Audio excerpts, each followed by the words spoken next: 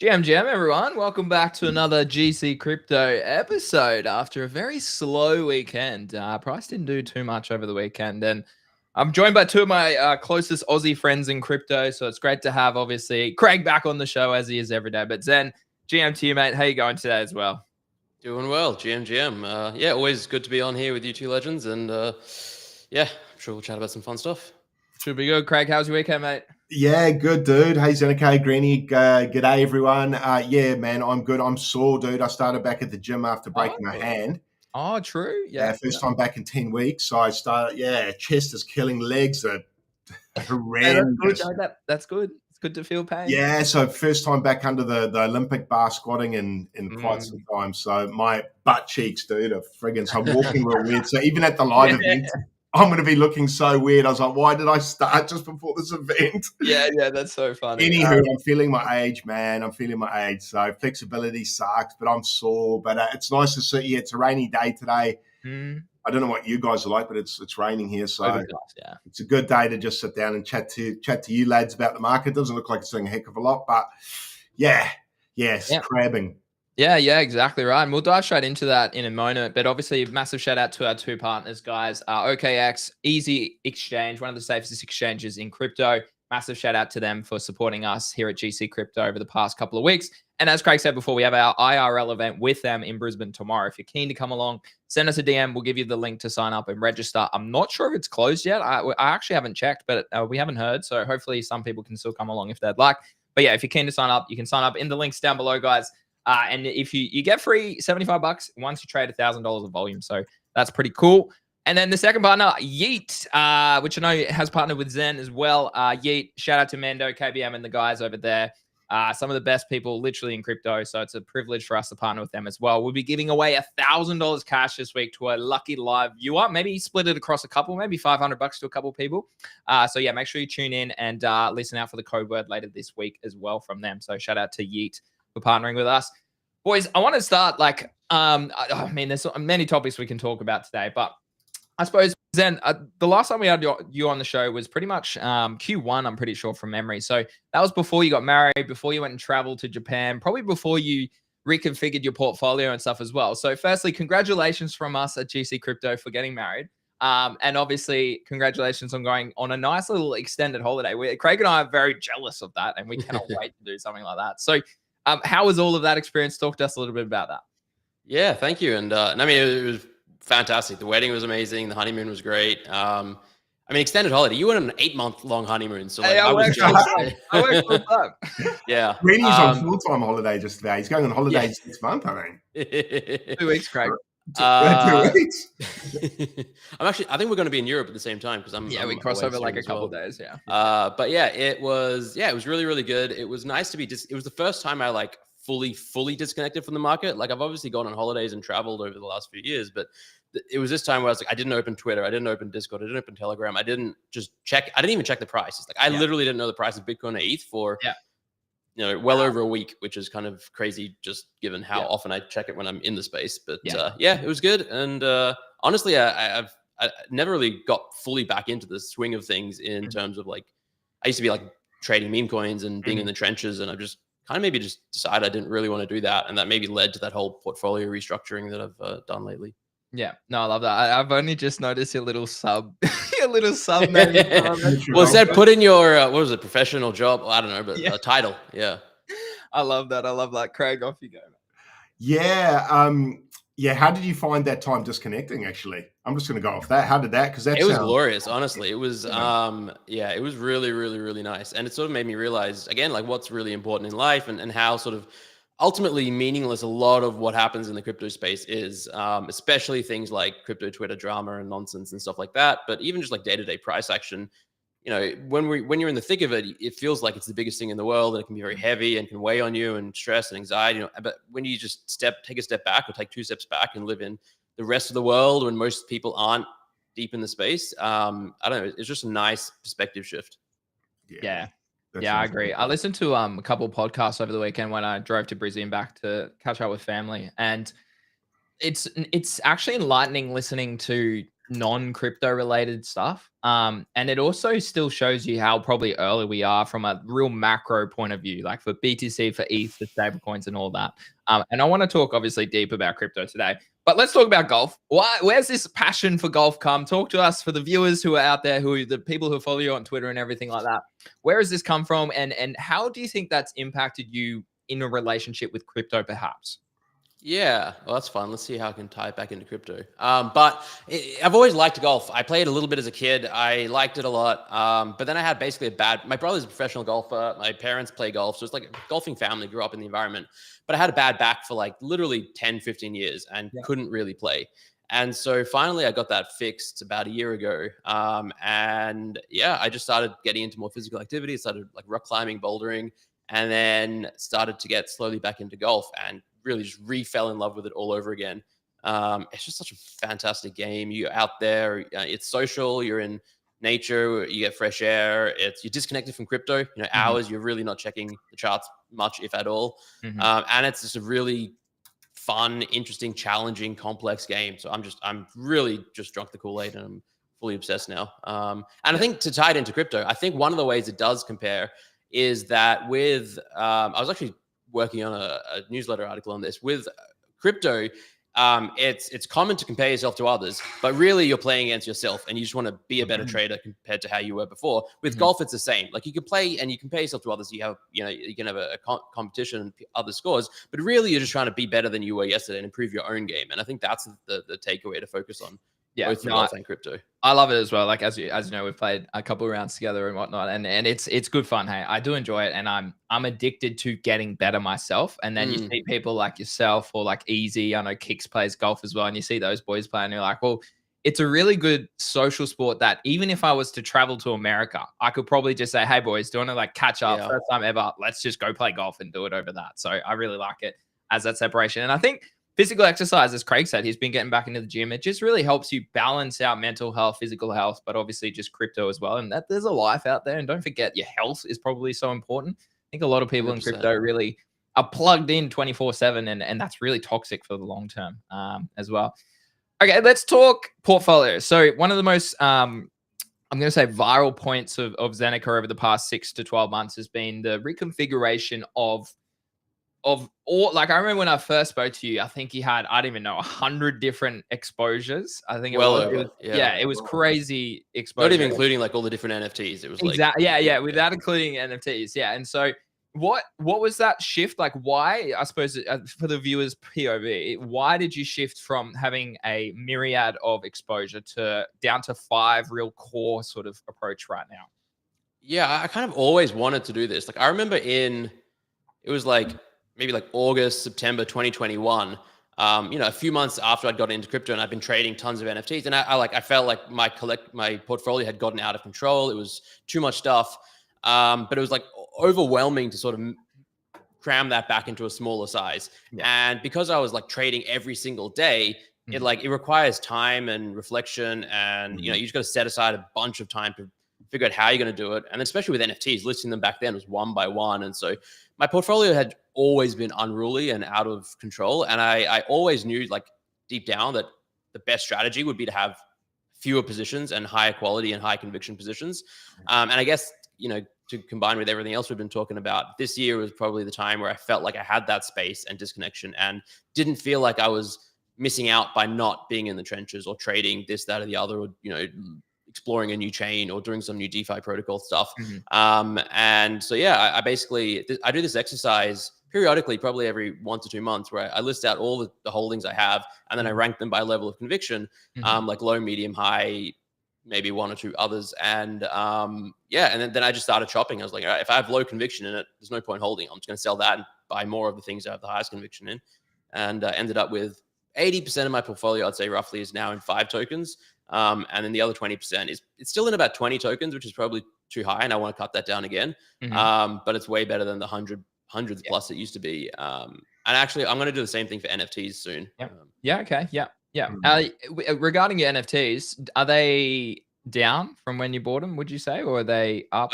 It's really hard to say because there were so many different NFTs bought at so many different time periods. I'm definitely up overall on NFTs, but it's just really too difficult to say on a lot of them.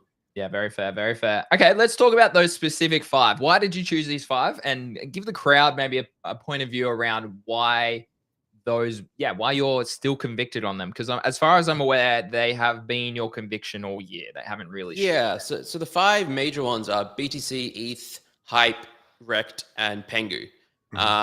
Sol used to be up there, but then I ended up converting that to Hype. And basically, I mean, I think BTC and ETH are just 2 really good core positions to have. Yeah. I've been a massive ETH bull, basically more than like anything else since 2021 when I first got in. Finally, that's kind of coming good. And then I wanted sort of like something higher up on the risk curve, and that's where Rect and Pengu come in. And really, they're similar-ish coins in the sense that they're bets on people, Luca and OSF. They're bets on community, they're bets on cults, they're bets on IP, virality, memeability, brands, all of that kind of stuff. And I just feel like they're 2 of the best that, probably the 2 best that I can think of that fit that category. They have a little bit of a relationship to NFTs as well, because they both have NFT collections. And so I feel a little more comfortable in that world, and just knowing more of the people in that world as well. So yeah, I just sort of, my conviction has just grown over time for both of those tokens. And yeah, that's kind of how that ended up.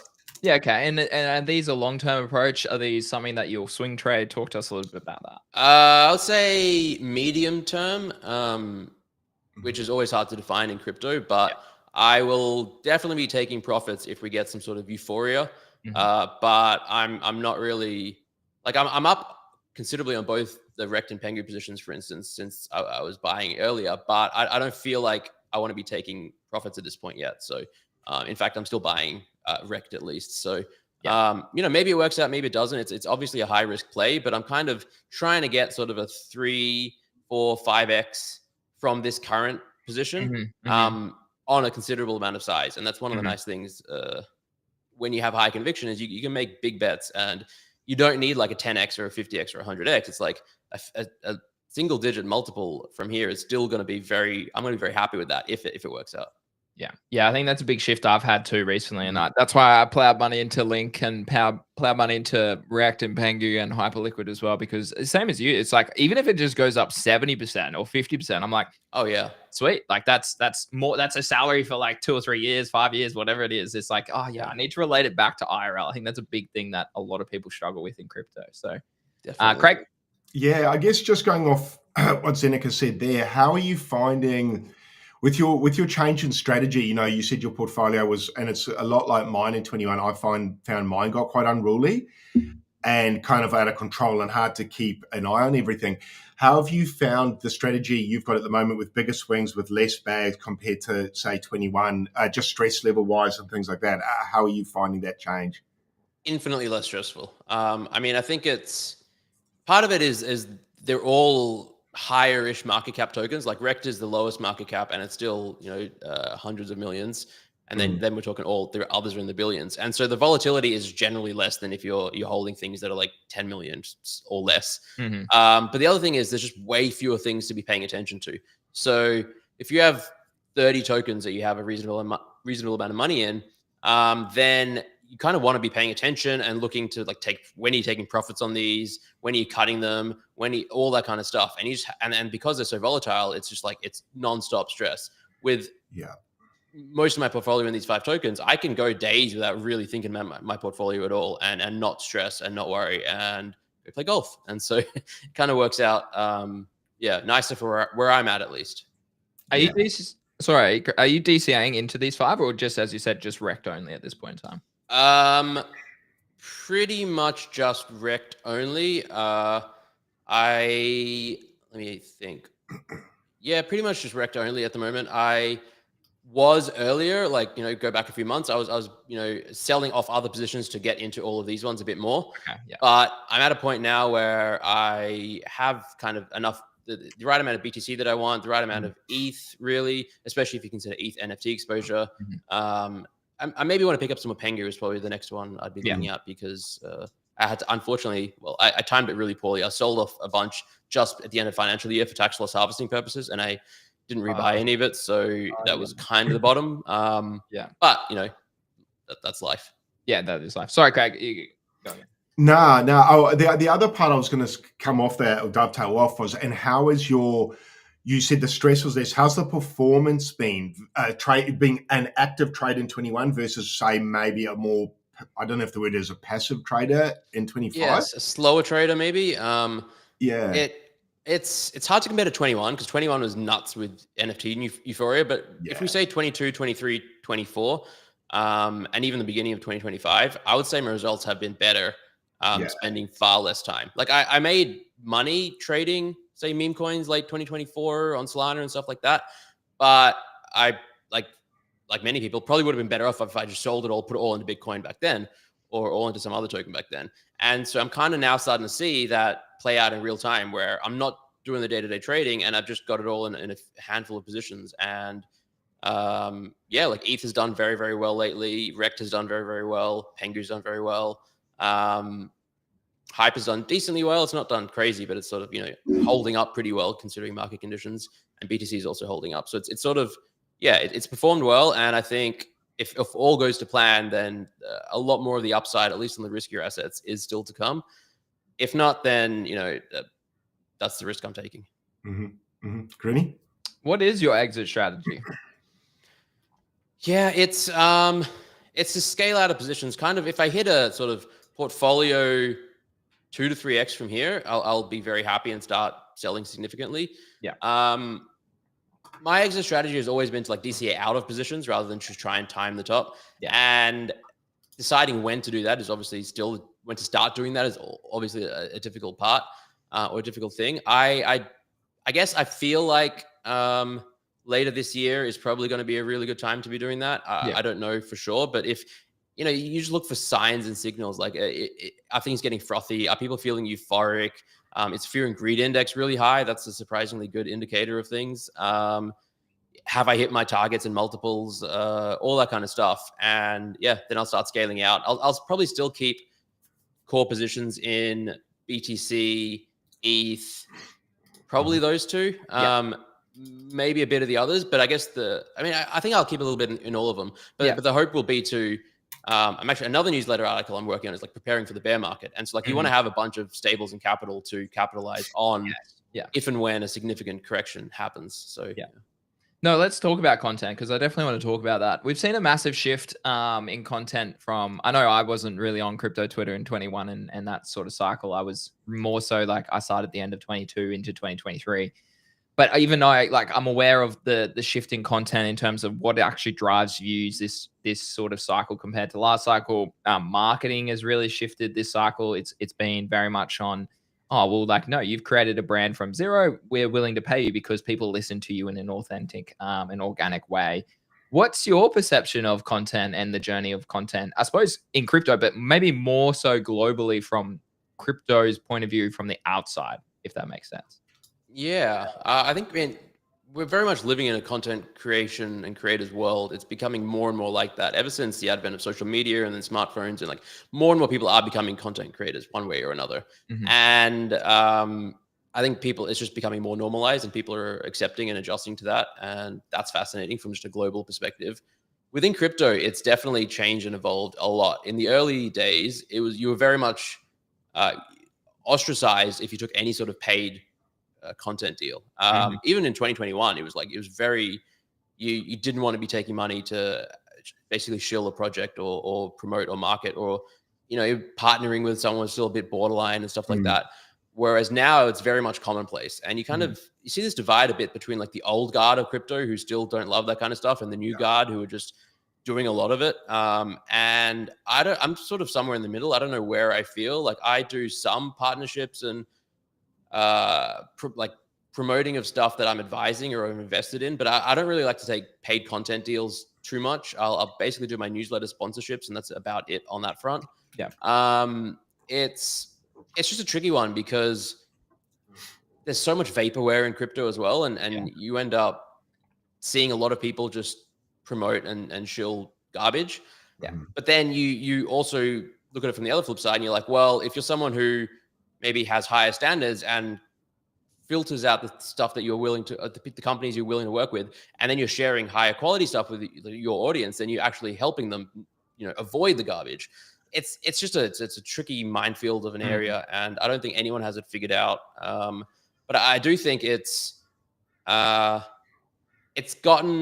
I would say, worse in the sense that I see so much more now of people promoting projects, taking paid content deals, not disclosing it, because I see a lot of the same deal flow myself. Yeah. I'll get someone reaching out saying, hey, this company wants to pay you to create content about this. And I'll say no. And then I'll see 20 people tweeting about it. And that happens all the time. And so it's getting worse in that sense. And so I think for the individual who's not privy to maybe that side of everything, you just need to be more and more skeptical and wary of who you follow. Understand that a lot of people are being paid and not talking about it. And yeah, do your own research and just be skeptical. Yeah, great. Yeah, I agree.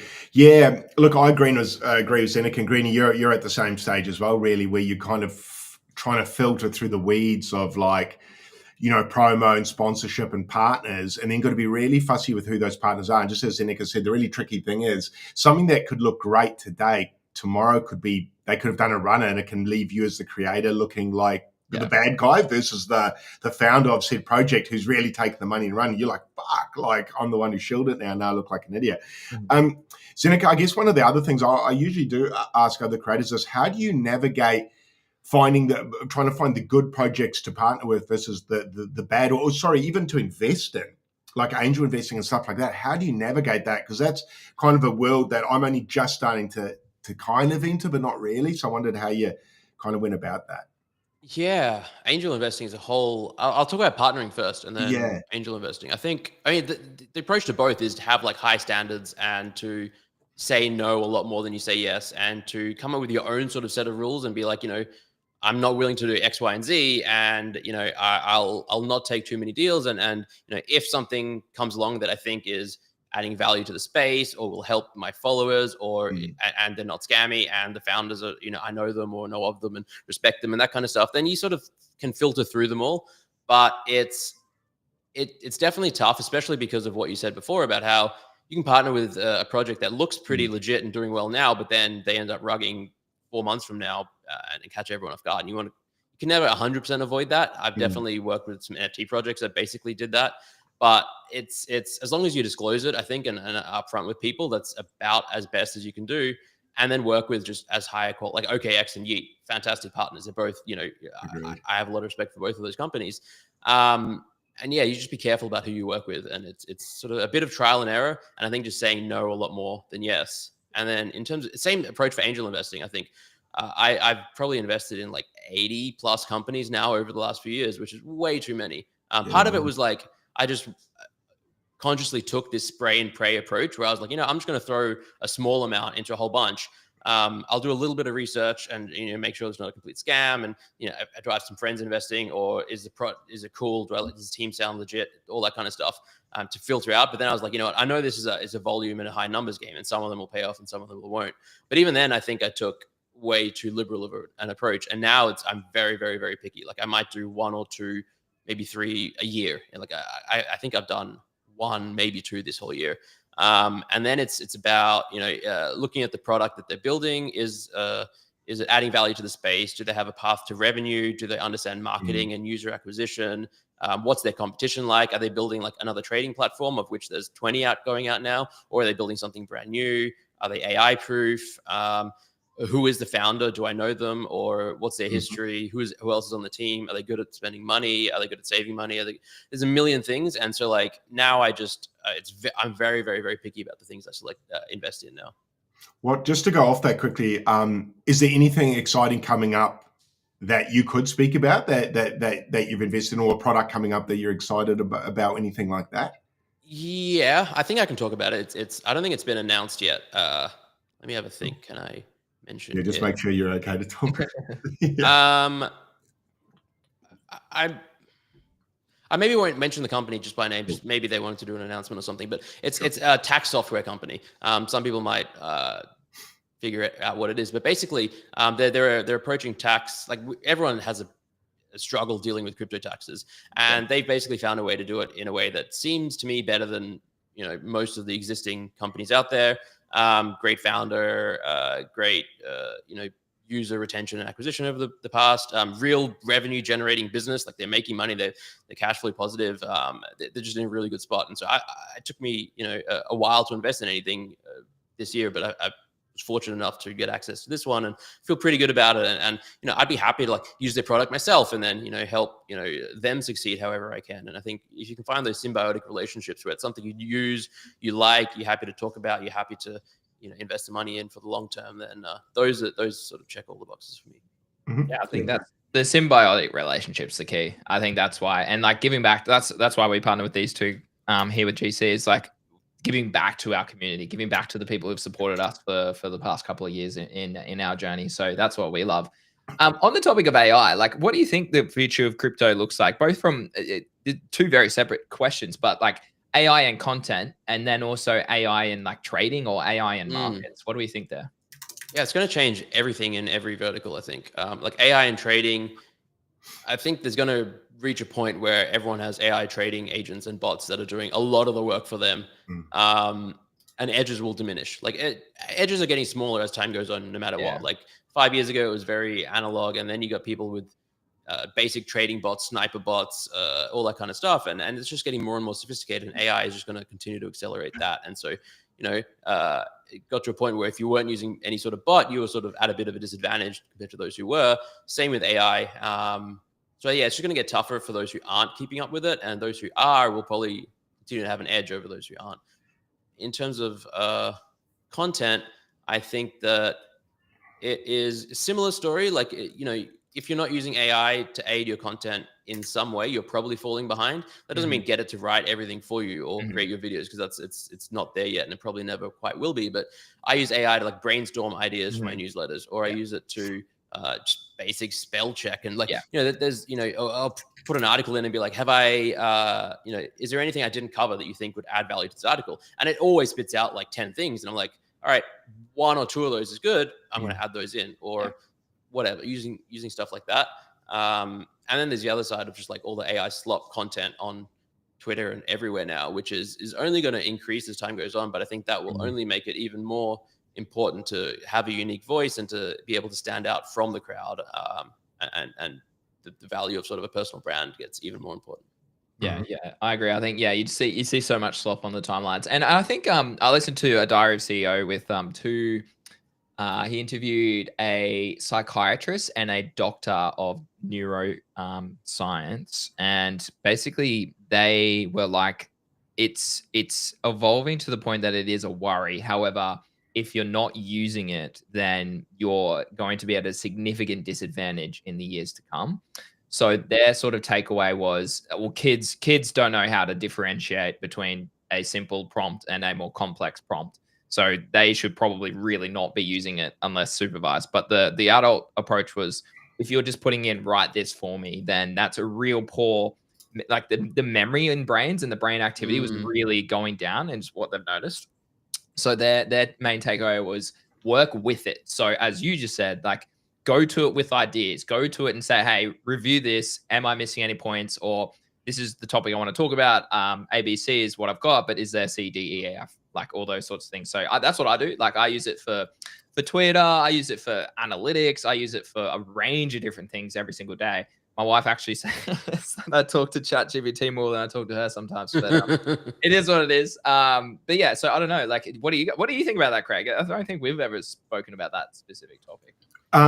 Yeah, I actually don't use it a heck of a lot. I do a little bit, but not a lot for content. But I probably should start to introduce it. My wife uses it quite a lot. Yeah, what do I think about it? I think I'm definitely going to get left behind not using it. But I do notice some of the content that's being put out by people. You can kind of, I don't know, it just seems to lack a bit of, I guess, human elements. The most obvious thing to say is, yeah, just, I don't know. I think the InfoFi has done that as well now, with people trying to friggin' earn yaps or whatever they're trying to earn. So I guess they've used AI to speed up the production or the quantity of it. So kind of, but I find it quite easy to wade through myself. But I don't know what it would be like for new people coming in now, because people can come across maybe quite eloquent who perhaps aren't that eloquent in real life. And you see a little bit of that. But No, I sometimes wonder. AI kind of, maybe it's my age being 40. I just didn't take to it as quickly as other people did. Now, I don't know if that's a valid excuse or not, but I need to start using it more. I know, Greenie, I know you do. And I've noticed friends of mine do. In fact, a friend of mine messaged me yesterday and he had summarized the message on Facebook using AI. I don't even know how he friggin' did that, but I got a message going, he summarized the message to you. I'm like, what the fuck does that even mean? I don't even know what he did, but yeah, so I see it taking over. I'm just an old man, so I haven't really. I'm pretty sure they probably have a bot or something that's integrated to the platform. Yeah, They actually said that on the podcast. They said the biggest thing is the generational shift in if you're one generation behind, it's actually so hard to keep up with that. And yeah, like we've seen that multiple times. Like it's so hard because I would classify all three of us in a similar generation. But then I also, like being the youngest here, would also say, well, I actually understand the generation below us probably a little bit better because I was on the brink of tech, I suppose, at school. Like right at the end, we had laptops. We were like, we had to submit things to turn it in and whatnot. So yeah, I don't know. It's an interesting topic there. yeah. I need to start using them more, Greenie, to keep up with you. Keep up. Either I've got to get rich and retire, so I don't need it. One of the two. It's funny, hey, like it's so funny. Like, there's been some content of mine that has been heavily shaped from AI that has done well on Twitter, and then there's been some content of mine that is also heavily shaped from AI that hasn't done well. So it's interesting how it works. It's more about, as you said, it's like creative flair, but also appealing to the viewers and actually still providing value in what they want to probably read at that point in time.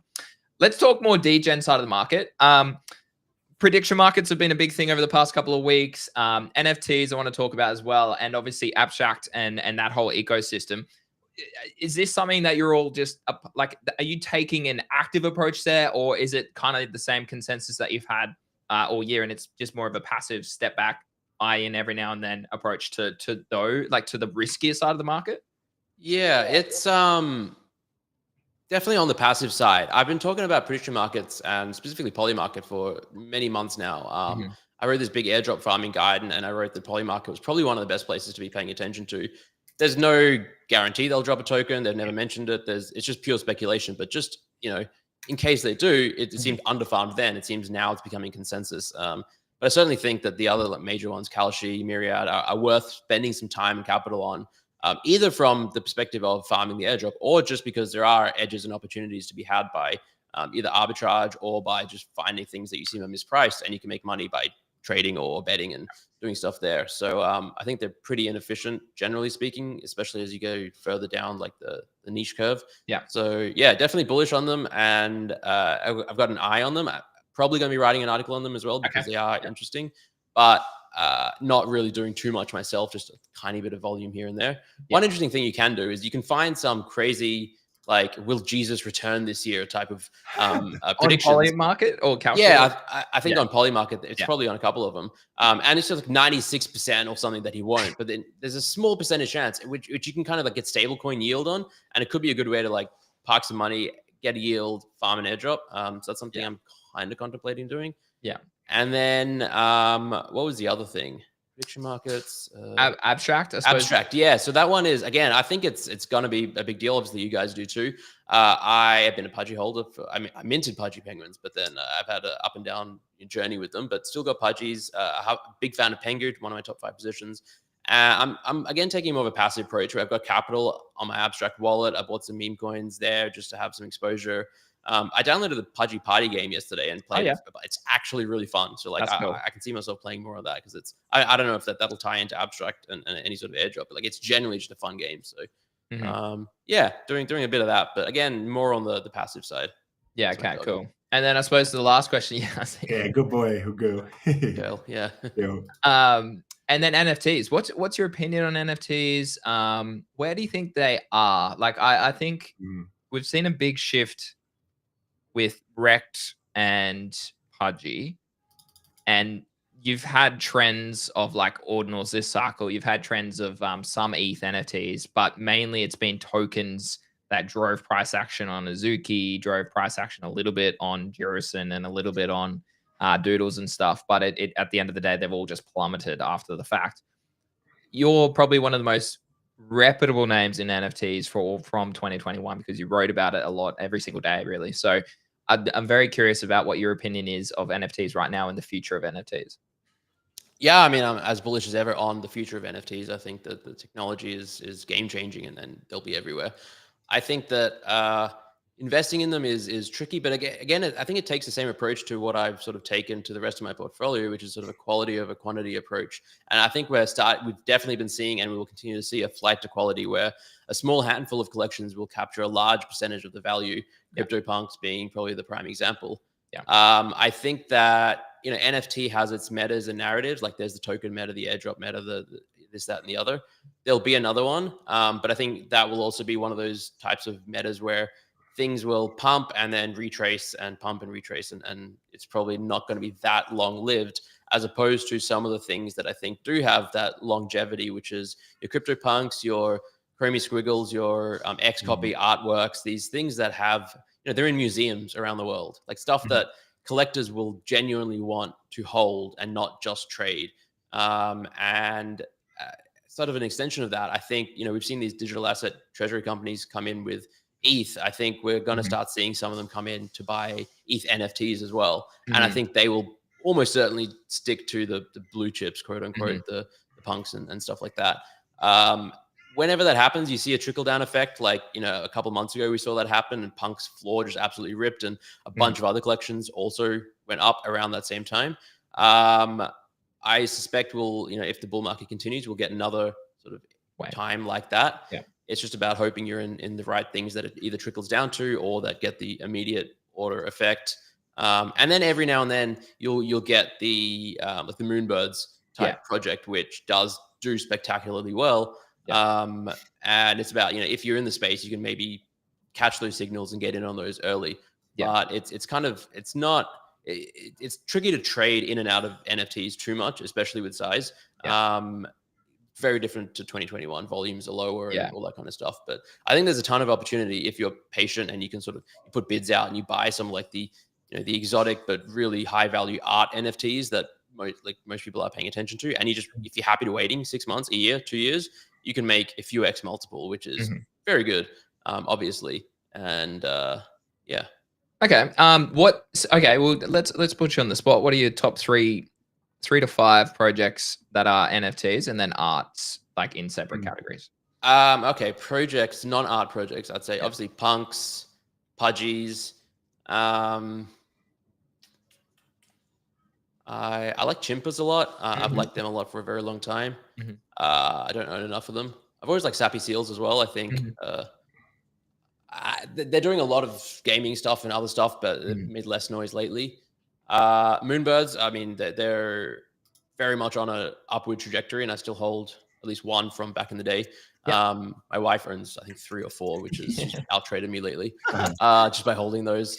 So yeah, I think that's 5. I think apes are an interesting one because I still have my one ape that I had as my PFP forever. They're getting close to their all-time lows in ETH prices right now. USD, they're obviously not, but it's always been a tricky one because they're doing a lot. People don't always know what they're up to. They've got so many different things happening, but the community is incredibly strong. So I think that the ingredients are there for them to really rip again at some point. But and then for art, let's go. Chromie Squiggles are like to me the prime example of just a blue chip art NFT. I really love Meridians on art blocks as well. They're just an absolutely gorgeous collection. They've really held up well price wise. They're doing, I haven't checked them lately, but they're doing pretty well this cycle. Anything by Xcopy, anything by ACK, Alpha Centauri Kid. He's probably one of my favorite artists in the entire space. Actually is my favorite artist in the entire space. I don't own enough of his work. And then I'll put out like the memes by 6529. I think the supply is ludicrously large in that collection, but I think Punk 6529 is working towards some giant vision, and if they pull it off, then there could be value there. I think there is token speculation attached to that as well. And you can definitely pick up pieces really, really cheap in that and get a bit of exposure. So no, I love that. I mean, I've always been a fan of art. I just unfortunately don't have the capital to be a collector. I have to be a trader at this point of time in my life. Maybe in the future I can. But I think that's the big takeaway in your point that you mentioned is buy. It's the same approach. Buying this when times are like chill or it's a bear market is often just such an easy buy, hold Mhm. approach, come back in a year or two. Same as the Punk. Like you could have bought, I don't know how cheap they got, but I'm going to say 40K. I think Punk's got to 40K in the bear Yeah, market. I think they were like less than 20 ETH when ETH was. Yeah. And ETH was like sub 2K. So yeah, I would say around 40K, 50K. And then now, yeah, they 5x if you just had held for, I think it was only a year and a half. So and that's huge wealth too. That's 200K. So yeah, it's interesting. I think I agree. I think NFTs have a spot. I think, as you said, we're moving more into a quality point of view. I know Raoul Paul and stuff are very bullish on art as a really NFT sort of base. It's one of the best use cases of NFTs, I think, that we've seen to date. We're going to see a lot more as the tech improves, but like just the provenance aspect of art is a really good use case. Yeah. What about OpenSea token? Do you think they're going to launch one? What do we think there? I mean, they have to. Like, I think they've basically said that they are. They're doing the XP. Like, they're definitely launching one. Just who knows when. Like the time is right any day now. Like they really should be launching it. Yeah, hopefully within the next few months. That would be. It's very interesting to see how they gamify it or like actually allocate the voyages, the XP, and all that kind of stuff. But Mm-hmm. there'll be one. Hopefully, it's a good, nice airdrop. Ideally, they'll figure out a way to time it with like the next NFT season or pump, because that would obviously do well for everyone. But yeah, also just like a little bit. I wouldn't be surprised if it doesn't do spectacularly. Just they're doing a really good job lately. I really like a lot of the stuff that OpenSea has done over the last sort of year. But they did a lot of things wrong before that, and there's no guarantee that when the token launches, it will do well. So yeah, fingers crossed for a nice, good airdrop all around. But we'll see. We will see. Craig? Yeah, I'm actually going to steal one of Greeny's questions here and see, Zenek, if you're going to the Australian Crypto Convention. I'm planning to, yes. Yeah, nice one, dude. Yeah. I should be down there. That should be fun. Last year was really fun. Should be fun again this year. Are you doing anything specific, or are you just going?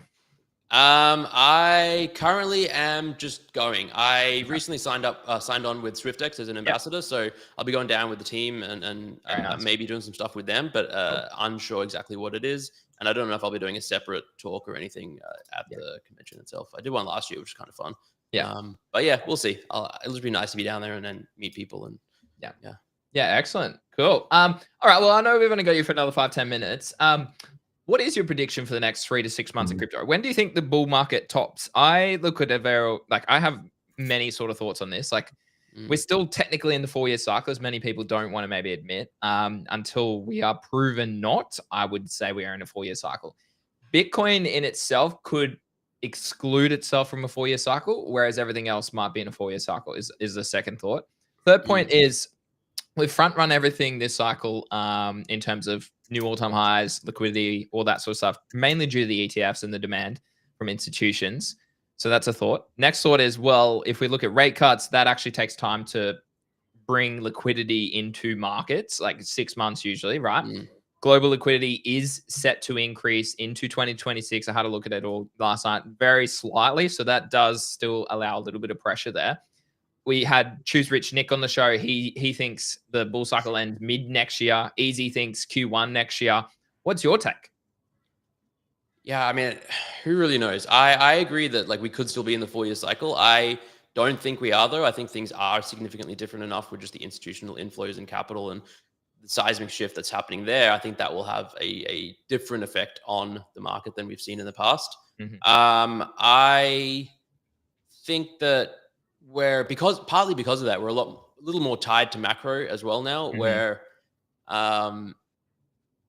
because rate cuts are like sort of only just really beginning sort of in September, and they could go on for a while. And as you said, the effects of those will happen after the cuts take place. And as they continue to take place, I could see the market continue to be bullish for maybe a year or two even. Could also see it crash, in 3 months. So like it's impossible to tell. I think that there will eventually be a significant crash and correction across the board. I think that AI is going to be a big part of that. Unemployment will go up. I think governments won't be able to adopt and adapt in time. And I think all of that will flow into crypto as well. I think the digital asset treasury companies will probably have a bit of an implosion at some point, but I think we're still pretty early to all of those. And so there's still bunch of people raising money and putting it together, and like a lot more capital coming in. That narrative hasn't really taken off. So yeah, I guess like if I had to pick, I would say, let me see. Yeah, like Q2 next year. Like if I had to pick a time.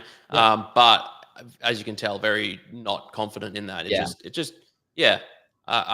like, if we get a euphoric season, in October, November this year, I'm definitely gonna be selling and taking profits. I'm the same camp as you. Yeah.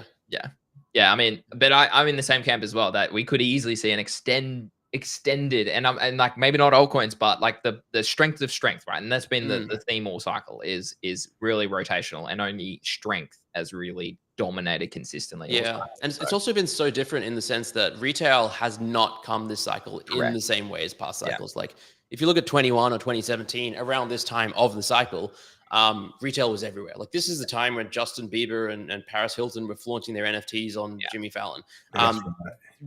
Most people don't even care about crypto or NFTs right now, but prices are going crazy because of the institutional bit, and that's why I think it's so different this time around. I did get a message from like a cousin of mine 2 days ago asking me if they should buy Solana, and then what else should they buy? I was going to ask, do you think retail does come, or do you think it's just like ETF and crypto's known now as a global risk on asset, let's call it? Like, what's your thoughts? I think retail does come. I don't know that it will be in the same way, but I think that they will come in a significant way, probably after rate cuts happen, because when rate cuts happen, people start to see, the money in the bank that I was getting 5% on, I'm now getting 4%, I'm now getting 3%, I'm now getting 2.2%. That barely beats inflation. What can I do with my money? I put it in the stock market. Oh, what about crypto? So I think as that happens, that's when we see, and it just depends on how fast these rate cuts happen and when that catches up. But if they don't happen fast enough, do you think, and like the bear market hits, is that opportunity then, do you think? Or like how do you think that potentially plays out? Yeah, that'll be opportunity. I think so. Okay. Very nice. And your bear market plan, yielding, I know you're a big yield man. I've spoken to you a couple of times personally about that.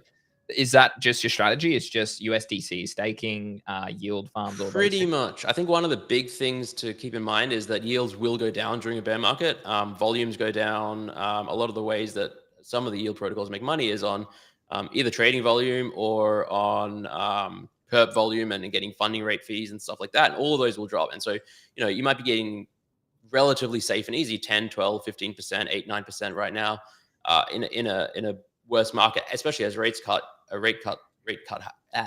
set in, you might get 5%, 6%. So just like factoring that into calculations and stuff is important. But and the other thing is making sure that your money is in the safer protocols, because as prices start crashing, if that happens, that's when the newer, riskier protocols doing algorithmic stuff can just get liquidated. So you want to make sure that as we settle into a bear, your money is in Aave or just the protocols that have weathered a cycle or two. Correct. Yeah. And basically that's it. And just like playing more golf then, and and just like making sure not to FOMO into random things as prices drip and catch falling knives, and then use the yield. And I'm actually last night I was writing this article. We've spoken all these things today that I'm already writing, which is very helpful. But it's basically come up with a wish list of NFTs, of tokens, of things that you want to accumulate and buy when projects do crash in price, and then accumulate those ones. So you already have that plan. I love that idea. I think I cannot wait. And Craig's in the same camp. Like, we cannot wait to have that. Like, give me a punk at 100K. I don't even care. Give me a punk at 100K. I'll buy one. Like, I probably will buy one. So okay. I mean, you got to go in about 5 minutes time. So I suppose the last question today is always we'd like to ask, and we would have asked you this previously. Do you have a question for us to end the show, or do you have one question or multiple questions that you'd like to ask us? Ooh, that is a good question. I like that. Let's see. For context, Choose Rich Nick asked if I liked Buddhism or contemplating like that. Oh my God, it's such a funny guy. I mean, the temptation is to ask something golf related, but I'm not going to do that. I'm going to try and tie it into something that is a little more wide appealing. Let's see. What do you think happens?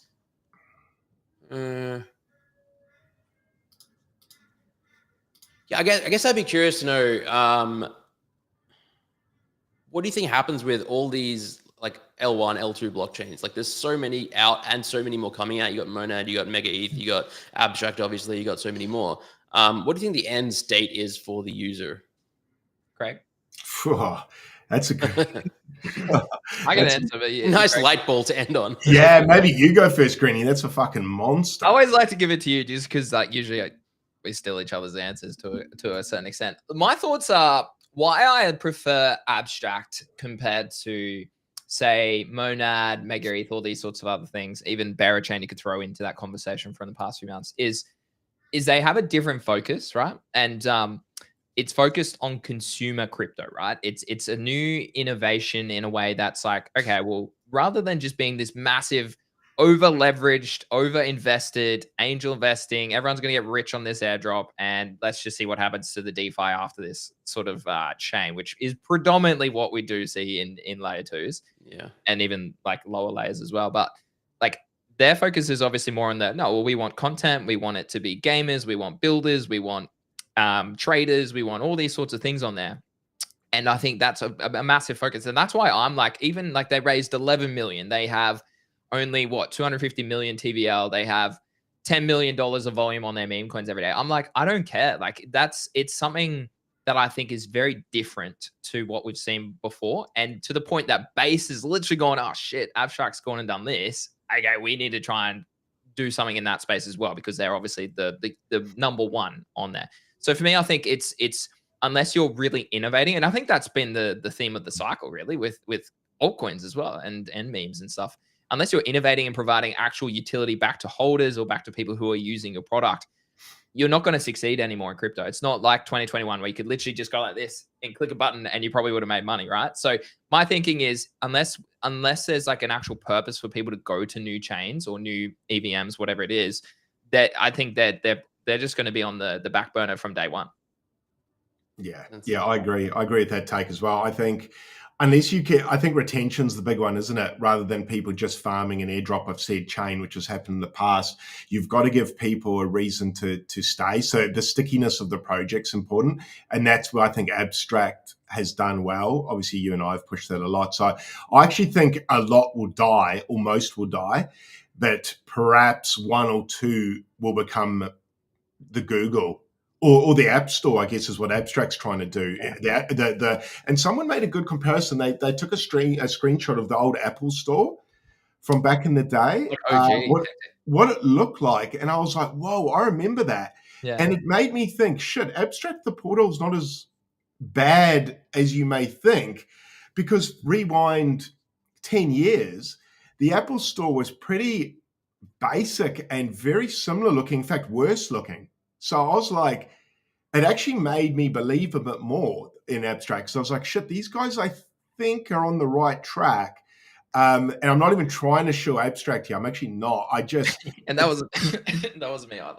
But actually, wrong shirt this time. But I really think the chains that get it can keep consumers there. I actually just have something that consumers want as well, and then to keep them there. E.g. gaming's a great one, I think, that they've done. So streaming and gaming are probably two great ones.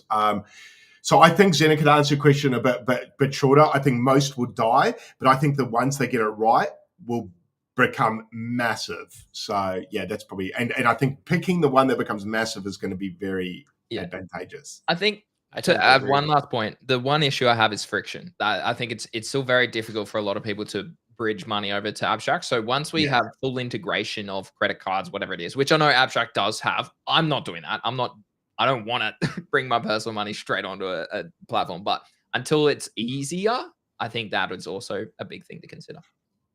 Yeah. I wonder if, like, Base has their app, Abstract, it has a very easy mobile experience. More and more, people are coming out with apps. I wonder if there will be an aggregator app where it's like, you just use one app and then you just go straight to apps, and then the apps run on different blockchains in the background. And then, I don't know. But like you said, it all comes down to user experience and reducing friction and making it easier for the users to utilize. Yeah. Which I think we're not far away from, a year or two or three. Yeah, definitely. Getting there. Yeah. Mate, thanks so much for jumping on. We very much appreciate it. Good luck with your golf this afternoon if you're playing again. I don't know if you are, but I wasn't planning on it. But if I get my writing done in time, I'd be tempted. Very fair, mate. Very much a privilege to have you on. So thank you so much for joining us today. Privilege is mine. Thanks, guys. Thanks, Thanks, Erica. mate. See you, brother. Yep. Bye. All right, Craig. Well, the market has been very quiet this weekend, mainly because it is a long weekend in America. Is it? So naturally, it is Labor Day tomorrow. Pretty much we've seen red across the board. I wrote a tweet yesterday actually about the diminishing, and we spoke about this on the show actually yesterday, last week as well. The diminishing returns of the BTC moves.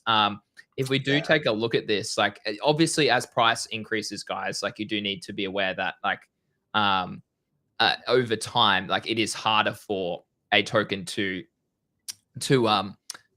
get exponential returns, right? Because at the end of the day, like price is like at 15K to go up 3x, very easy compared to 70K. 3x is what 210 like K, right? So this is one point to notice, but I trademarked this in case someone stole my chart on Twitter the other day because I'm sick of people stealing my chart.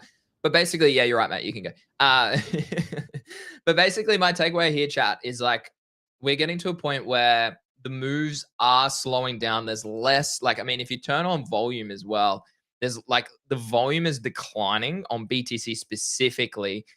So again, like Zen said, like if we get a violent push up sooner rather than later, I like to take profit there. I generally am in the camp that it's probably the time to scale out at least a portion of your wealth, because obviously, yeah, we could extend into 2026 or deep into 2026 given the right macro sentiment. So for me, it's a very interesting time in the market right now, and I think I'm DCAing into BTC. I think BTC, if we go sub 100K, I give me that. Like I'm a big bull of buying something. I think that's a no brainer long term. And sure, like we might come all the way down to 70K to 50K in the bear cycle.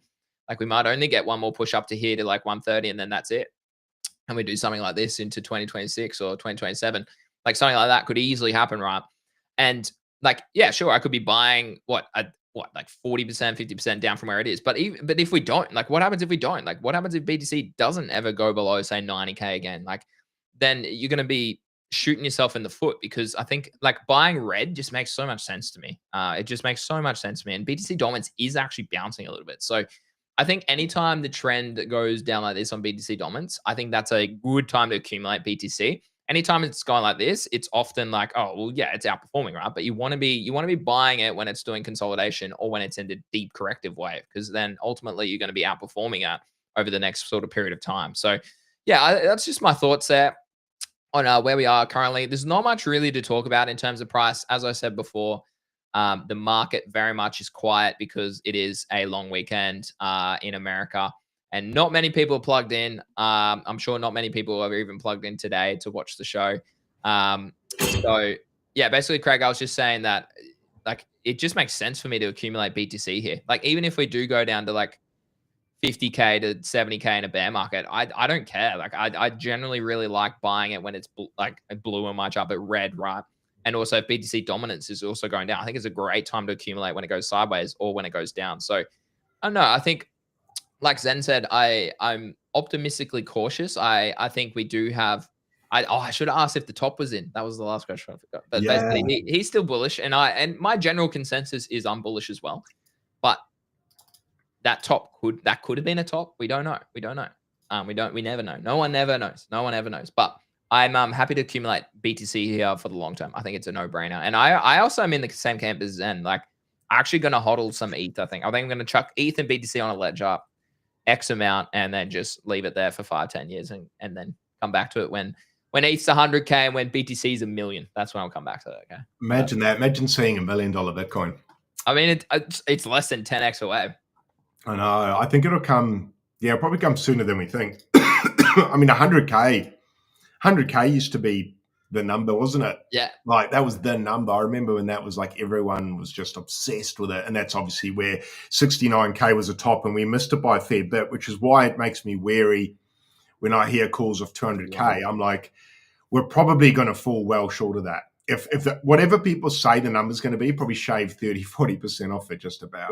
Contextualize this, Craig. A 10x, so to $1 million Bitcoin is still less than the amount of money invested in gold. Yeah. I'm not out to lunch here saying $1 million Bitcoin is very much on the table. I agree. This will take time. This will take time. Yeah, that just makes it look so juicy just to buy and hold it. Literally. Like out of all the things you could buy and hold on that list that has a chance to move upwards, what are you going to pick? Like what? Nvidia, it's second. Yeah, like I mean, like Tesla's not on this list. It's down here a little bit, but like they're obviously building a range of different elements, right? Like that's vastly like AI oriented and all that sort of stuff. So rather than, I agree, trying to pick one asset here, I generally am just going to DCA into the S&P or the Nasdaq. I think that's my wife and I, we went for a walk yesterday and we like really spoke about, I was like, well, what's our plan here? Like, okay, we want to have a family, we want to buy a house. Like, unfortunately, like getting money from A to B is really difficult. You have to pay it in a tax efficient way, all these sorts of things. So we're like, well, okay, well, what like is our goal to just build wealth while we're younger now? Have this, well, like have X amount in stocks, X amount in Bitcoin and ETH, X amount in Australian stocks. And then hopefully when you're 40 or 50, this is worth like a couple mil or something. Then you have the freedom to travel. You have the freedom to do something for your kids. You have the freedom to retire early. Like these are sort of conversations that we're having now. It's like, well, what should we be doing at this point in time? I know we're very over leveraged across all markets. Like, I mean, we're in a bubble, and if this bubble bursts, oh shit, it's not going to be nice. Like, I mean, if we look at like gold's at all-time highs, like look at this chart, like gold's at all-time highs, silver's like not far away from all-time highs. Where's the other stocks? ES is at all-time highs. Like that's wild that ES is also at all-time highs. Australian 200 at all-time highs. Apple, not far off all-time highs. Tesla, pull back a little bit. Google, all-time highs. Like Bitcoin, just shy of all-time highs. Like we are in a bubble. Does the bubble crash? House properties, all-time highs. But the demand, I don't know. It's a fascinating question. Fascinating question for me right now is like, when does the bubble pop? And like, or does it? Does it not? And people are just blind. I don't know. Like, Craig, what are your thoughts? You have more wisdom than me. What do you think? Yeah, I think the bubble pops. I've said that for a while. I think it pop. What I mean by pops is it just pulls back hard, which isn't the. It's going to be. I think the next bear market could be a bit gross. Do you mean in time or in price? Both. I think it could be a long bear market. I think it could be quite a big dip. The reason why I'm saying that is every chart you just pulled up there is at all-time high, man. It is, yeah. That reeks of popping, all of it. Like that just terrifies me. People are going to have to take profit at some point, and at some point there's not as much money to put in. So as the market cap grows, it takes more obviously to fill the bucket. People have less and less cash these days to spend. I see it. I mean, everything's through the roof price-wise. Groceries, power. It's got to cool off, I think. I don't know if this is sustainable long-term. I mean, I haven't been in investing long enough, though. I wish I had 40 years under my belt, man, of like looking at, because it's been going up now for, well, quite a long time. I mean, real estate's been up for almost ever. But from the last crash in 2008, it's about 18 years. So I haven't been old enough to live through enough cycles to have any confidence in what I'm speaking about. But just looking at those things at all-time high, gold, silver, stocks, food, everything, it's like, ugh. Yeah, I hope there is. I hope there is, because cash is king. If I can be like this age now and live through a big pullback, it should set me up pretty well for my for my 60s. That'll be good, right? Shit. But yeah, man, I don't know. I think it's going to pop. Did you buy the COVID dip out of curiosity? Did I buy it? Yeah. Nah, that was pre me entering the market. COVID was before. COVID was before I got in 21, and COVID was really kicking then. Did you buy stocks or anything or gold or anything like that during the dip? Yeah, gold. I was buying gold, silver, and I mean there was still COVID, I think, when I was buying Bitcoin. Yeah, 21. Still We kicking in on. Australia we had a range like over multiple years. It was like, oh, It was weird. It was on Yeah. and off. So that's why I can't really remember the dates too well. But I was buying Bitcoin during COVID, gold and silver. Unfortunately, not unfortunately, I sold the gold and silver last year. Okay. And made decent profit. But when I say decent profit, like comparatively to Bitcoin, minute. So I might have added 30% of my money on gold. I can't remember, but it wasn't a heck of a lot. But to answer your question, yes, I think it pops. I think things come down. I think they're probably going to come down all together, or not all at the exact same time, but it's going to be a domino effect.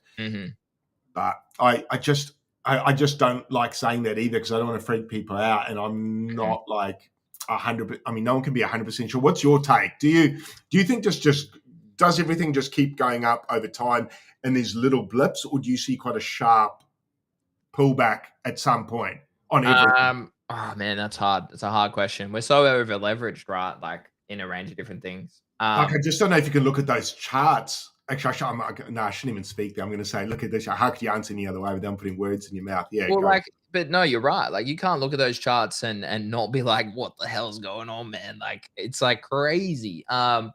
Chris says if a bubble pops though, would holding cash be a good idea? What if the dollar goes bottom up? Well, I mean, yeah, it does depend on your dollar. But like what else are you gonna hold? Like if you're just gonna hold risk on assets that then dump into a year, like it's a fine line. Like what pays your bills, Chris? Like unfortunately the dollar pays your bills in most countries. So I think it's yeah, well, I think cash will be the one to hold. I think having a portion, a smart person would have a distributed or a diverse is a better word, portfolio structure. They would have exposure to gold and silver. They'd have exposure to stocks, like global, like US, Europe, Asia, Australia. You'd have exposure to that. You'd have exposure to crypto, and you'd have exposure to property. Ideally, you'd have exposure to cash. Yeah, diversification. Correct. And then that way, times, if we have a massive global exodus where it's like a huge depression, which I know Kicks from the Bodoggos has spoken about. If you go back 100 years in America during it was a very bearish time as well in the coming years, or the coming decade. I can't remember what he said specifically, but like if you're exposed that way, then you shouldn't feel the pain as bad. But also you're like, well, I'm as diversified as anybody could probably be, right? Like it's hard to do so. So I mean, if you look at charts, like I want to talk about this too, Craig. Like we actually just got a monthly close. So chat, this is live. Like this is the first live show that's probably out there with a monthly close. So we're gonna break it. We're gonna break it down. Because I'm very curious. I'm not gonna open it yet, but I'm very curious about where the monthly stochastic indicator is. If the pivot is close to where we are price action, it was about 95, I think, last month. So I'm very curious to see what it is. The worry I have here with crypto is that we are seeing look at this volume on BTC specifically, nowhere near where we were last cycle. Literally, we've had huge spikes and we are dying off. That generally means, and you've all seen me trade meme coins all cycle, right? What do you need volume to continue a move. Second point to this, if volume is contracting like this, a big spike in volume is inevitable. And again, it could be 26, 27 before we see it. This is a monthly chart.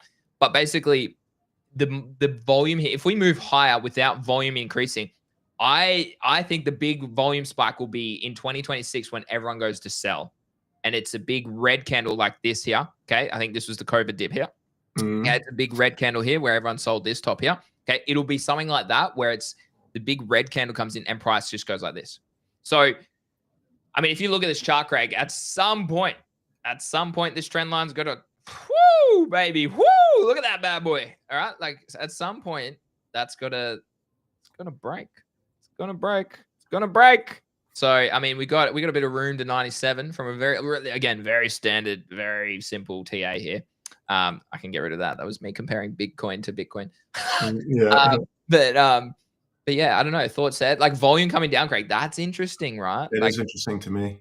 ETFs obviously are probably. I don't know if this has ETF volume. So that could be a reason why we haven't seen as much volume this cycle compared to previous cycles as well, because ETFs have stolen some volume.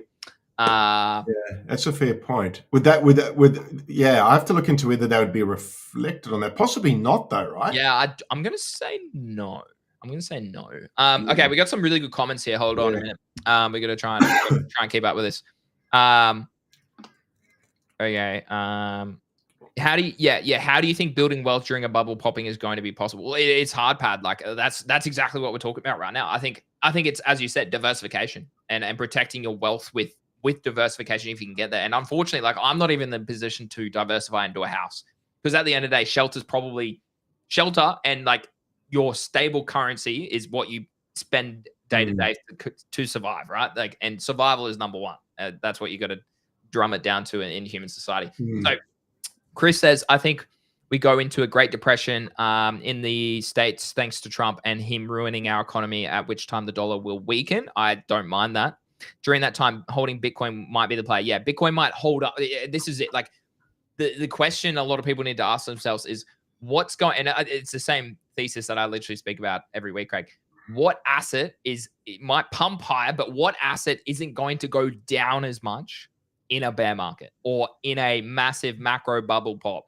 What asset is going to retain its value better? So is the US dollar going to dump more than what Bitcoin dumps? Is the S&P 500 going to dump more than what Ethereum dumps? Like these are the sort of questions that you might need to ask yourself across that. So I don't mind that point as well.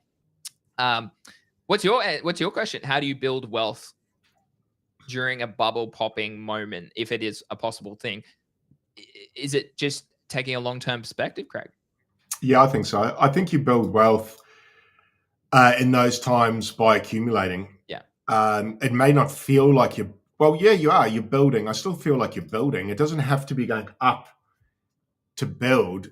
For instance, what I mean by that is if I'm buying Bitcoin from here down to say 70,000, I feel like I'm still building wealth because I'm stacking sats. So it's, yeah, I feel like as long as I'm taking action while it's dipping or being proactive, I can build wealth. I think possibly people might just have to think building as doesn't necessarily have to mean portfolio price goes up. It just might mean, for instance, what I mean is instead of owning 3 properties, you own 6.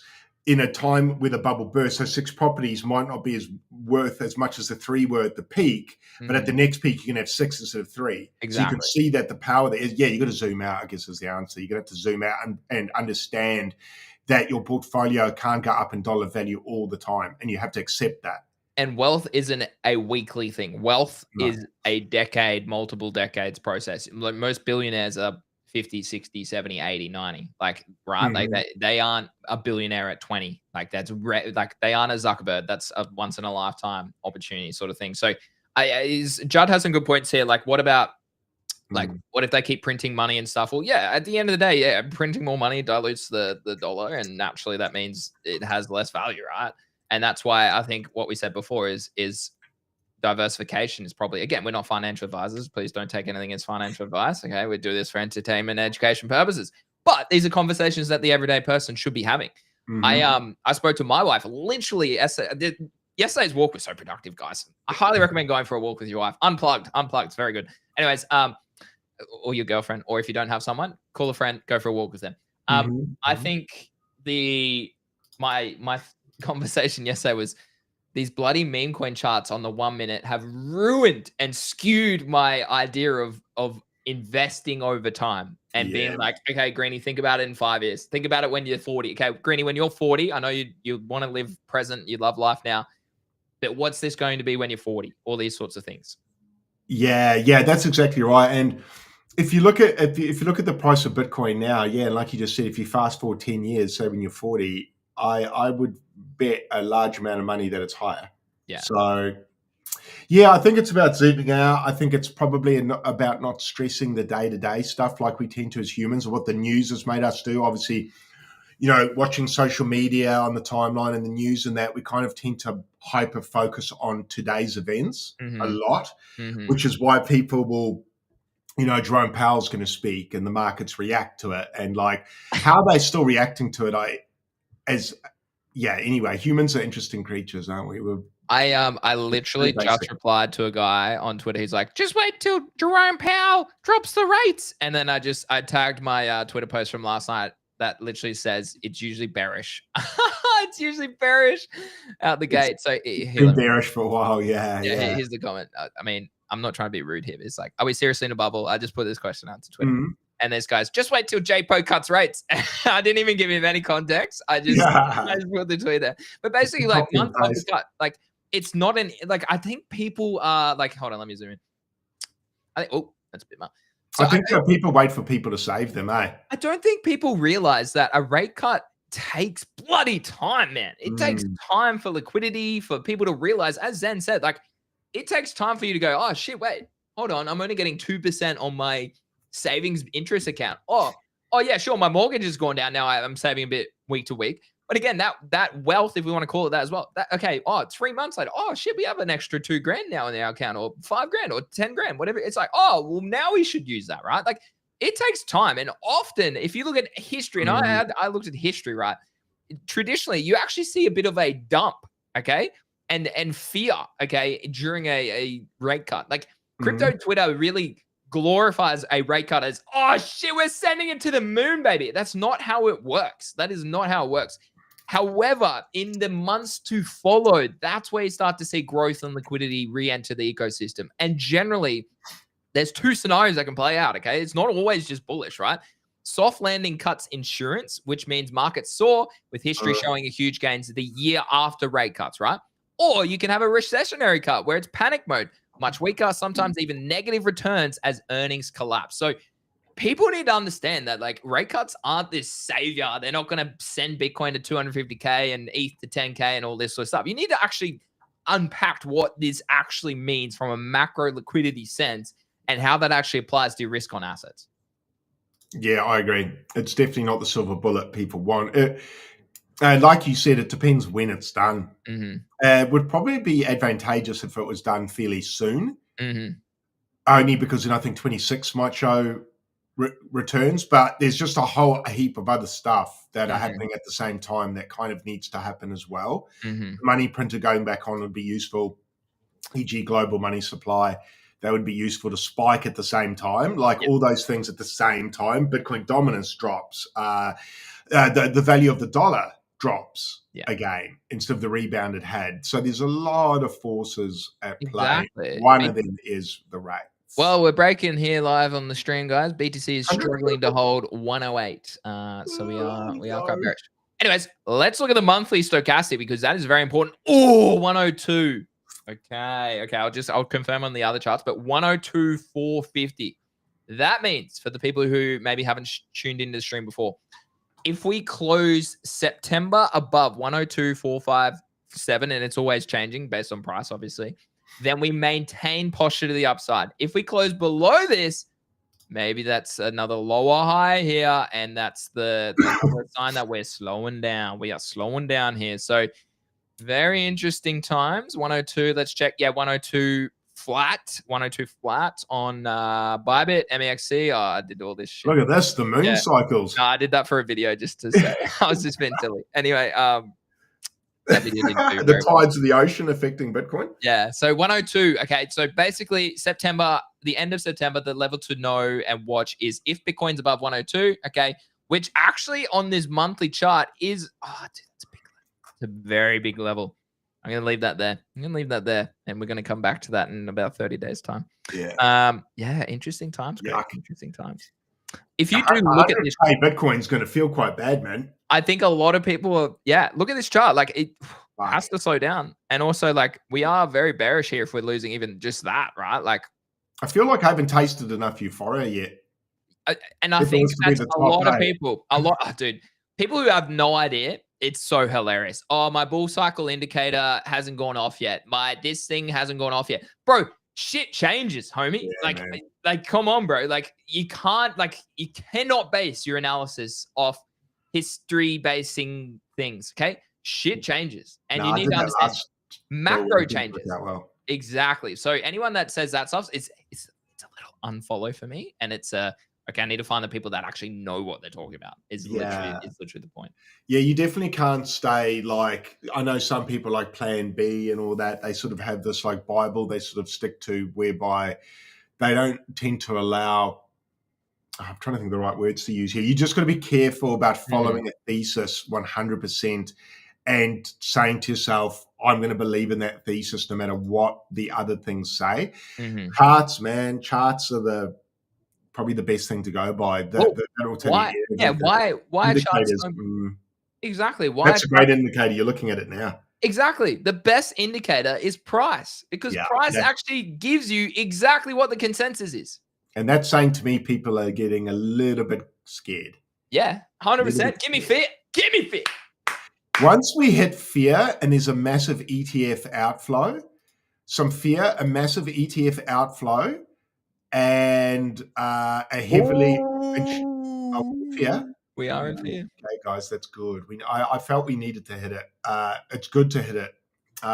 Fear. Some good outflows will be good, and I think there were quite a high level of liquidations recently as well. Yeah, I think. Yeah. They were over last Friday. So that sort of stuff happening within a close proximity of each other can be bottoms. So I don't want to say we're close to a bottom, but it's starting to tick boxes for me now. Yeah. I personally don't think. Slippery. I think we can go much lower. I'm in the camp. Much lower. Yeah. I don't like the word much, Greenie. I like a little bit lower. I'm in the camp that we could easily see sub 100K. Yeah. I am generally in that camp, and makes me feel sick. That's like a lot of people are like, oh, Greenie, you're selling your Gigaverse ROMs and you're selling your abstract meme coins, mate. What are you doing? And they were outwardly sell shaming. Bro, smart person, mate. Hey, look at what's macro doing, man? We're going down. Did you sell some ROMs, did you? I sold 7 ROMs into Weeth bids, and people are like, why are you Weething them? I said, I listed them on the floor and no one bought them. So I'll Weeth them. I will Weeth them, bro. Did people ask you why you were selling them? Yeah. People in the Gigaverse chat were like, oh, Rizuka, shout out to Rizuka. He's like, Greenie, people are talking about you. Really? Yeah. Well, you know what? Like the funniest thing, and I think the big lesson for not me, like for people who watch is like, or even people on the timeline, all this shit is like, people want someone to blame, Craig. And I think people like, if someone is anonymous, they cannot blame them. So naturally, as soon as I do something, as soon as you do something, or as soon as Eli, or as soon as like Farouk or whoever it is who is on a live stream and they publicly, someone said it, like Farouk dumped, was it you or someone said like last cycle? Yeah, he dumped captains or whatever it was. So it's like, as soon as a public figure and they have someone to blame, they will go do town because they can't do it to an anonymous person. Yeah. So for me, I'm like, I don't give a fuck. I'm taking profit or I'm scaling out a weakness. Okay. That's the trade there. And if anything, I'm front running probably what potentially could go there. Or you, rather than thinking that, it's, wait, if Greenie's doing this and he's executed in this many ways this cycle, maybe rather than sell shaming him, I should maybe think about, wait, why would he be de-risking? Why would he be selling? Think about it in a different way. It's interesting. It's very interesting. Very interesting. Okay, so you're feeling sub 100 before we see new all-time high? Yes. I don't know when the FOMC is, but I know, as we said, like I think we'll have a mini pump off FOMC, but I think, as I said before, I think naturally that doesn't necessarily translate to dramatic buy pressure. So, and I listened to so many podcasts on the weekend. It was so good. Anyways, a lot of people are like, well, if Michael Saylor stops buying Bitcoin, who's buying Bitcoin? Genuinely, who's buying Bitcoin? So that's a really important point to consider as well. I've, as I said, I'm buying $50 of Bitcoin every day. Not a lot, but it's like 10 grand a year. I think it works out to be from memory, which is fine. But if we go sub 100, I plow more money in. My issue now is I bought Link and I bought Hyperliquid. I'm like, I still am bullish on those, but you just have to learn to sit in red. I don't think people understand that learning to sit in red. Like, so many people are so comfy, Craig. So many people are so comfy when their bags are green, when things are going up. Learn to be comfy when your bags aren't green. That's the secret sauce to crypto. Yeah. It's a weird thing to get used to. I mean, even myself hearing you talk about sub 100, I'm like, I'm not ready for that, man. Shit, I'm not ready for it. Not ready for it. I need to taste 150 before we see 90 something. But yeah, I guess it's just about you just got to have a little plan ready and tell yourself if it does go there, this is what I'm going to do. So when it happens, you aren't trying to make a decision, because making a decision when the market's dumping is so hard, man. Yeah. It's so hard. Don't let that happen, guys. Make a plan now.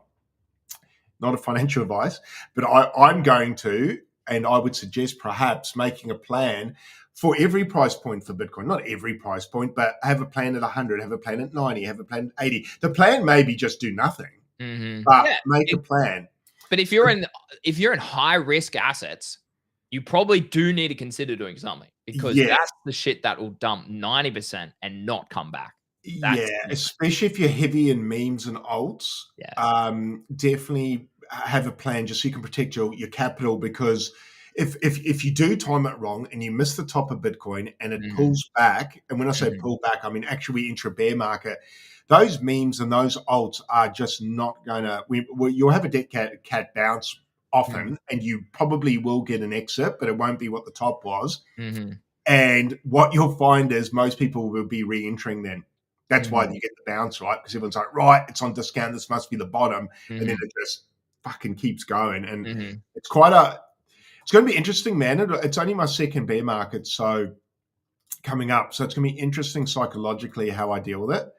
It's one thing to plan. It's another thing to see how it goes.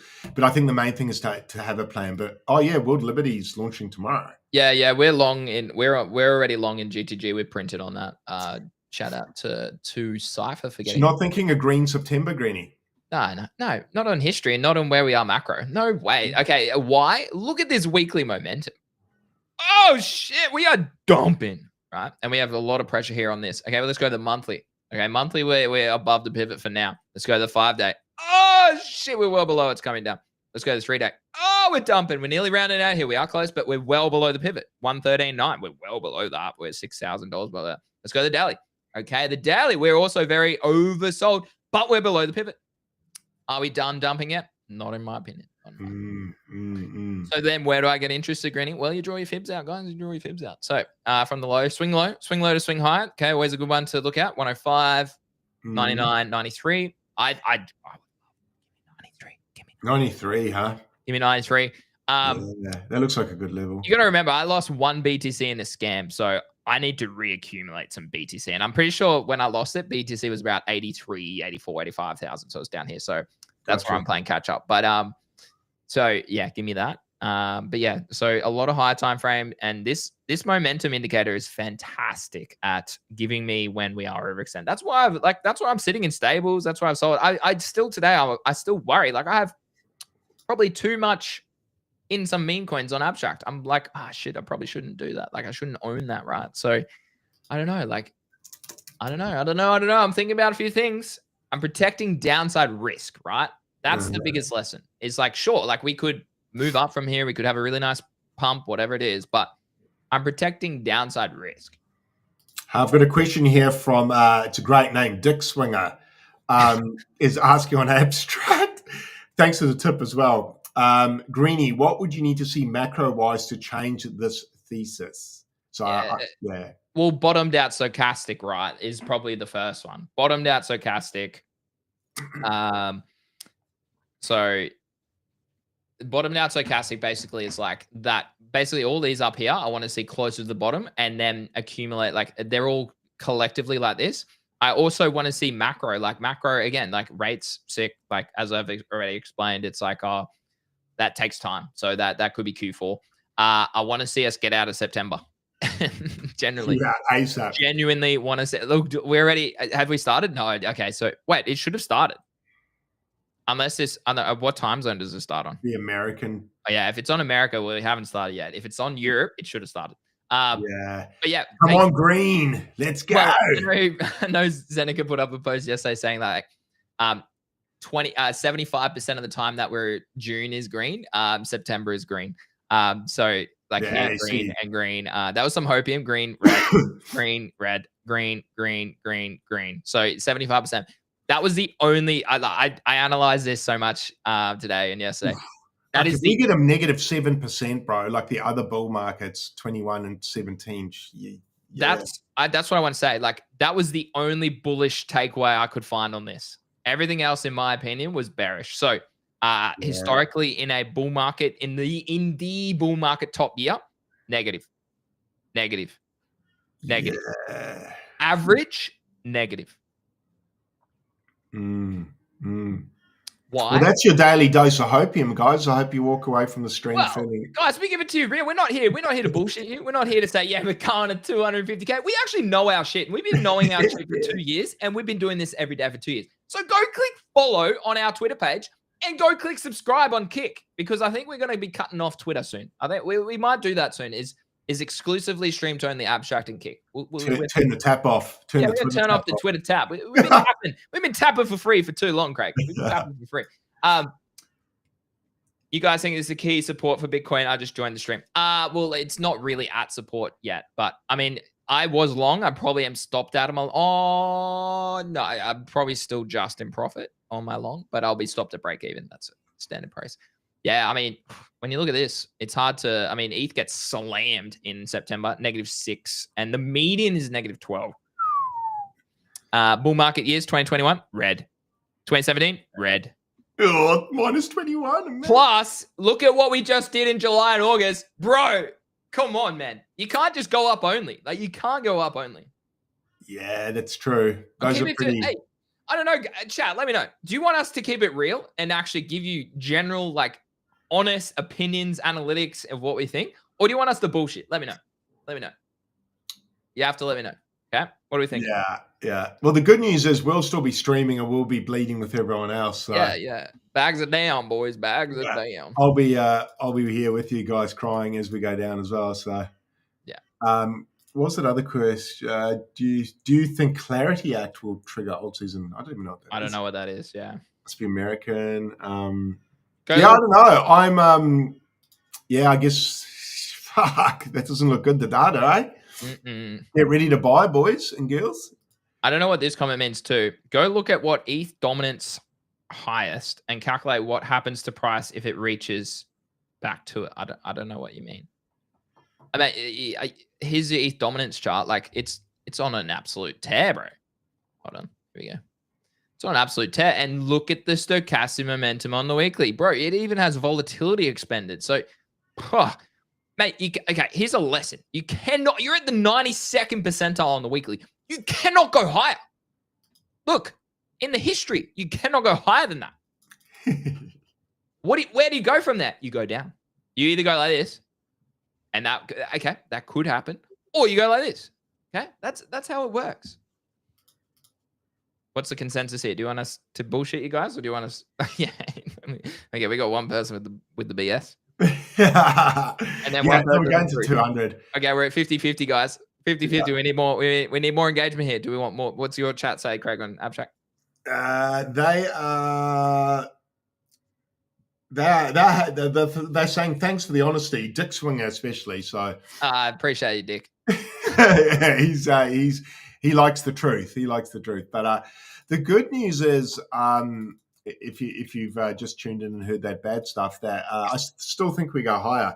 I don't think we've seen the top. Same. I agree. So with that in mind, everything we just said should actually excite you. Yeah. If we're going to go high over the next 6-12 months. So if you're in a token that's done really well recently, probably take some profits.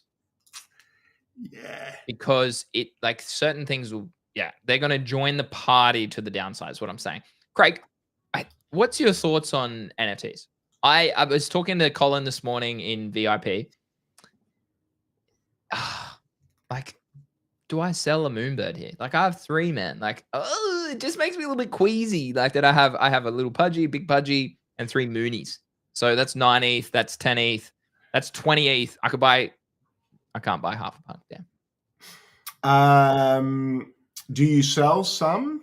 Yeah, I'm bullish, but I'm also optimistic that we could go lower. I mean, Bored Ape Yacht Club at a sub 9 ETH is wild. You gonna buy one? No. Give me 5 ETH and I'll buy one. 5. Give me 5 ETH. Here you go, guys. Give me hey, ping me when these are at 5 ETH and I'll buy one. I might go 6th. I might go 6th. Yeah, wow. You can't. What I hate is that you can. So where were these these were 5 ETH. Oh no, 2021. Oh no, it finally has the full. Okay, it finally has the full picture here. Okay, maybe the floor doesn't. Okay, so, dude, wait, what? This looks so inaccurate. Go floor. Yeah, it doesn't go back far enough. Oh damn. It only goes back to 2024. So we are actually below. Nah, but that's not bear cycle. Hold on. I'm gonna have to go to the competitor.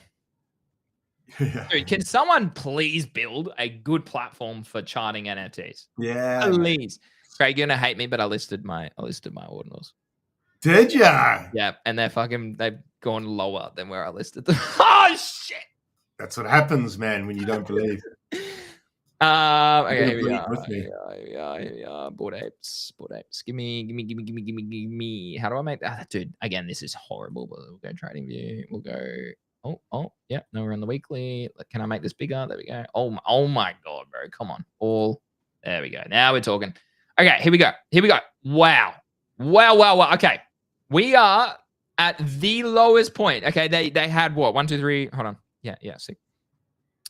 How long was this? Yeah, days. Okay. They only had about a week of days below 90 since they launched. That is wild. Yeah, that is wild. Okay, can I get rid of this canvas? Oh, it's not going to let me. That is wild, Craig. That is wild. Give me USD. Give me US. Where's the US tab? Oh my God, they're all so different. Where is US on this chart? Oh my God. I actually don't know on to analytics, USD. There it is up the top. They're all bloody different, mate. See the issue here, not the issue, but okay, in USD, they're still well above. So USD, they went down to 20K, 21K. Listings up too, Craig. People are sick. Maybe these are the loans and they're over leveraged. I'm not sure. I haven't looked at that data. But wow, Craig. I don't know. Where do you become, is it a USD value where you become interested in a board ape yacht club? I don't think or ETH. Yeah, I don't think I can buy a board ape. You don't think you would? Nah, I don't. I just don't see the appeal. Not really, man. Not really. It's funny to say that, but because in 21 I would have died to have had one. It's funny how how time changes, eh? Yeah. No, I'd rather hold Bitcoin. Oh, okay. Yeah, interesting. I'd rather hold Bitcoin, to be honest. So boring, mate. So boring. Yeah, it is boring. It is boring. Yeah. I can't wait to be bored in my mansion, though. Caleb says Bitcoin RSI is on 35 on the day chart and touching down to previous I've got a meeting in 20 minutes, but down all-time high. Seems like a good support. Bro, zoom out, homie. Zoom out. Biggest lesson I ever learned in crypto is you rely on the weekly chart. Yeah, weekly's pretty good. NFTs, no, just to sum that up, Greenie. Your Moonbirds, I don't know, man. I don't reckon you're going to have to wait that long to get another pump. HODL? Yeah, I think so. I think so. I think you might have to HODL 4 weeks, maybe slightly longer, and I think you're going to be good to go. Yeah, okay. But if you think Bitcoin's going to drop below 100, then shucks. Big pain across the boards. I mean, I don't know. I'm personally just going to hold my ETH NFTs and ride September out. I think Q4 for me is still the target. Yeah. So yeah, I think abstract memes. What do you think? What are you doing with them? With what? Sorry, abstract meme coins. Fuck, that's annoying. That yeah, I'm hodling. Oh my God, volume's down 4. Holy shit. Yeah, that's disgusting. Holy. What was it, 10? Everyone's away for America, so this is a bit of an outlier, but yeah, I'm hodling here. I'm not going to sell. That looks horrific. There's lots of red. I'm not going to sell on a day like this. I'm not even going to look at. I actually stopped looking at these charts over the weekend. I stopped looking at the charts because it was starting to irritate me. And I'm 250K away from platinum. So I'm speed running to platinum. I just want to get as fast as I can, and then I'm going to be ruthless on this chain. Oh shit! You hear that first? Front run Greg, guys. Front run Greg. I'm nuking. I'm full clipping. No, I'm joking. I'll have etiquette, but it'll just allow me to trade. Is that a subtle like Greeny? Come on, have some etiquette. Yeah, no, not at all. I'm one of those traders. I actually don't watch other people's moves, not much, and I don't really care. Yeah. When you sell, you're not the only person on the planet. Like when you sold S&P, I was still in it, so you know. Well, I bought some and now resold. But I mean, I've sold plenty of stuff that you're into. It's just exactly. And you're not the only seller, dude. Like I can't blame you. I'm going to blame the other 1,000 people that sold that day, right? And what does blame even mean? I know it's wild. It is wild. Like, how can I blame someone for taking profit? Anyway, I'm not looking at these charts, but thanks for bringing them up. They look bad. Something like only new stuff's up. Yeah, look, it's a Sunday in America. What you're saying? It's a public holiday. Yeah, public holiday tomorrow. Lower highs here still forming on like a lot. Retspo also, but I mean these are consolidation patterns, right? These are This is a bull flag, right? Technically, that's a buy probably. Like soon. This is a bull flag where it breaks out continuing. Ulu has broken its support, so do be wary if you are set holding. This looks like it's losing a bit of steam. Volumes died down as well. So that's something. But shout out to those guys who printed on that bad boy. But yeah, that has broken support. So it's maybe playing catch up to the rest of the red market. Poly, it broke out of a wedge last night, but yeah, again, no new volume coming in to take it higher. So again, what like is this going to be a lower low and a break back into resistance? I don't know. Abstar 25 seems to be holding that pretty steady. Not many sort of buyers or sellers here. So yeah, it's an interesting time. Pengu though looks like it might be losing its 382. I mean, if you look at the market, like this is bottomed on stochastic on the daily, but the 3 day still has a little bit of room. 5 day, a lot of room. Weekly, a lot of room. I'm in the camp that I want to just see us. It's going to be a painful month. I think I'm going to put it out there. It's going to be a painful month, and you just need to learn to sit on your hands, de-risk out of shit if you don't want to hold the red, or buy if you think this is not the end of the market because this is a good opportunity. Yeah, I think Ping is probably, I said this every day last week, probably coming up to a pretty good buy zone. I think it probably got lower though, lower, a little bit lower. I'm in no rush to buy anything. I'm just watching the market at the moment. Seeing what Bitcoin does. Yeah, looks like it wants lower, unfortunately. So this is a market where I become very interested is prediction markets. So. Yeah, I saw you going quite well there. Yeah, mate.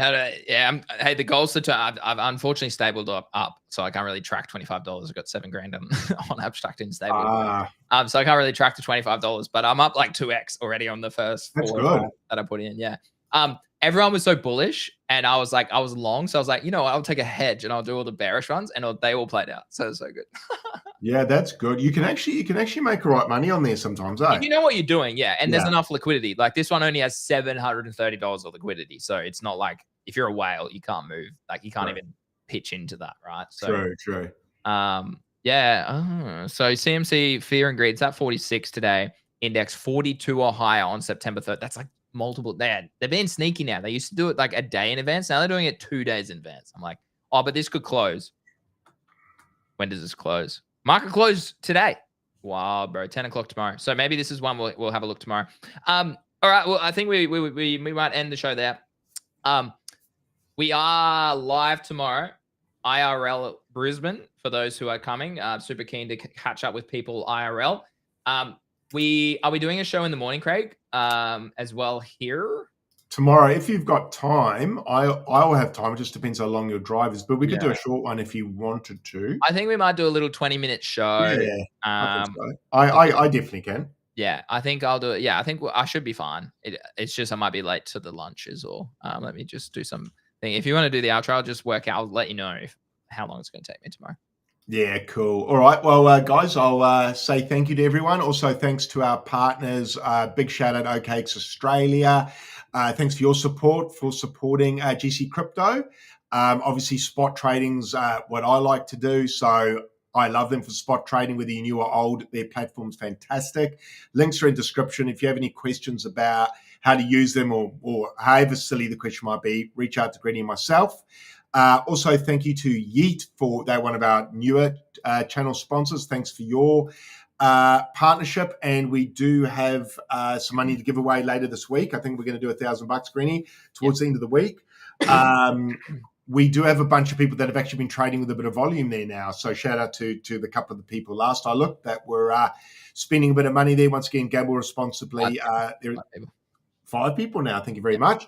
So we will be keeping an eye on that. So there are some big prizes to give away. Once again, links are in the description. Shout out to you guys for tuning in, to the viewers. Shout out to Zeneca for jumping on. Yeah, shout out to Greeny for jumping on with me. We'll be back tomorrow morning for another quickie, 7 p.m. Eastern Standard Time if you're in America. Obviously, we've got that live tomorrow in Brisbane. So we'll do a quick show in the morning, then we've got a live in Brisbane. And then I think we probably won't have a show the following morning, Greeny. I'll say maybe. I don't think I'm going to drink tomorrow because I got to be at home, pick up my dog and stuff on Wednesday morning very early. So gotcha. I might be able to do a show Wednesday with Eli, and if you're home or not, whatever. Sure, it's XP day. Yeah, look, I might. I might still. So we might still have a show every day this week. Might just be a little bit delayed. Yeah. On Tuesday. Yeah, exactly. So bear with us, guys. And also, I am going overseas in about 2.5 weeks' time, and the show will unfortunately be a bit more sporadic as we gallivant, or as I gallivant across. You're going to bring the beard back? Oh, dude! Oh no! Show the viewers, Greeny, just quickly. No, this is what Greeny looked like if he's comfortable showing it. I think he will be. I think I've shown it previously as well. This is Greeny when he went overseas. Was it last year? Yeah, last year. Yeah. I didn't tell how many years ago it was. But this is Greeny. Shit. Full beard, hair. Oh, wow. Looks like bloody Tom Hanks. Where's Wilson? I know, bro. It actually is cast. Looks like Wilson. That's Greeny. Look at the state of it on B&B. Memecoins on B&B. Yeah, it's a video I did on B&B. I got a comment. Look at this 1 day ago. I was like, what? Who's trading on Binance? Shit, that's great. Anyway, so hopefully, are we going to get that back, Greeny? Are you? I know I'm not overseas for long enough. I think that would have been like 2 months growth, maybe 2 or 3 months growth. So I'm only overseas for 5 weeks, and also I'm going to 2 weddings, so I need to look sharp. That's that's unreal. I don't even remember you like that, Greeny. But then when we went back to our first stream, I had a massive beard as well. So maybe these are what was that? Were we in the bear market? No. Well, no, it's the start of the bull market when we first started, and then this was mid bull market as well. So maybe it's bull market things. Bull market. Yeah. I might have to bring it back. I don't know. Bull market wisdom, Craig. But yeah, guys. Gosh, flashback. Do you prefer that or do you prefer this? I don't know. I think the clean looks probably better. It does look a bit more. Reflecting back now, I saw my beard as well. I was like, what the fuck was I thinking? I was on camera like that. It's wild. It's wild. All right, chat. Thanks so much for any tips as well. Unfortunately, we can't see all of them. They aren't coming up. But yeah, massive shout out to Craig and to Zen for jumping on as well. Regarding the Yeet giveaway on Friday, I think we have to give you a code, and you have to be a live viewer. And the live viewer will have a code. And then we'll have to do a few tests because hopefully we can get access to it and we can do the spin. But yeah, there's 5 people who've done volume. I just had a look before for this week, but I think it'll be next week. So those people who have been on there already, GG's, but stay going because you might get better entries compared to people who haven't done any volume. But yeah, massive shout out to you. Look a lot more credible, clean and shape. Yeah, I mean, that's pretty standard, isn't it? Yeah, I think so. I think it does look more credible. Yeah. Craig, have a lovely Monday, mate. And I'll look forward to our chat tomorrow. And then we're IRL. We're in IRL. I know. It'd be good to see you. We'll have a low alcohol beer or no alcohol beer. We'll work it out. Yeah, give me a 0.5. That's fine. Yeah, we'll go a couple of middies. I'm the same as you. I probably won't drink a lot. I want to be on good form for the IRL. And then fuck, it's so busy, bro. We got so much on. It's like I don't have time to be hungover at the moment. Literally, I don't. That was me Monday last week. It's annoying. It's annoying. Easy. Have a lovely Sunday night if you're in America. If you are in America as well, enjoy your Monday day off as well. And we'll be live again tomorrow, as Craig said. Thanks for tuning in with us. Have a good day. See you later. See you guys. See you, Greeny. See you, chat.